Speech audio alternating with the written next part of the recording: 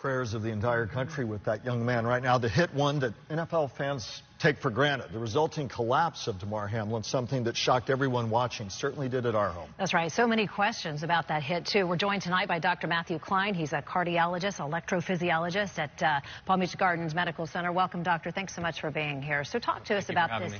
We appreciate it so very much because we do have a lot of questions about this. How common, first of all, this injury isn't all that common, at least not in football. So what happens, the physicality of this hit? What happens to the heart when you take a blow to the chest like that? Well, I mean, to answer your first question, it's extremely rare, and it's really rarely described in football, actually, more commonly described in baseball, lacrosse, hockey injuries. And it's a condition called commotio cordis, which is a blunt force injury to the chest, the chest wall, where you can see where Damar was struck in the chest with the opposing player's helmet, and where he briefly stood up and then went down. It looks like what happened during that time period is he suffered a cardiac arrest. But in that brief moment of time this can happen. It's a rare event because what's happening there that makes this happen, it's rare. Why? What's happening there?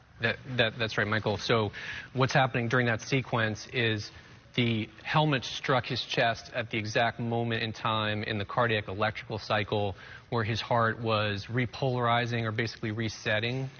And that set off basically a cascade of events where it caused him to go into an arrhythmia called ventricular fibrillation, which is life-threatening. At that precise moment in time, we all have electrical activity, of course, all the time in our heart, but it's that precise window in which it happens where we can see a result like this. And of course, the rarity of it is why we were all so shocked last night to see it. So broadly speaking, understanding, of course, you're not in the case, you don't know his medical history, but what is his prognosis in terms of recovery coming back from something like this? Right. So, I mean, of course, we don't know. And, you know, the fact that he's, you know, obviously in the intensive care unit at a local hospital, which we would expect given the sequence of events, but it is certainly a life-threatening event, and potentially, you know, has been described in that setting. But at the same time, you know, he is obviously very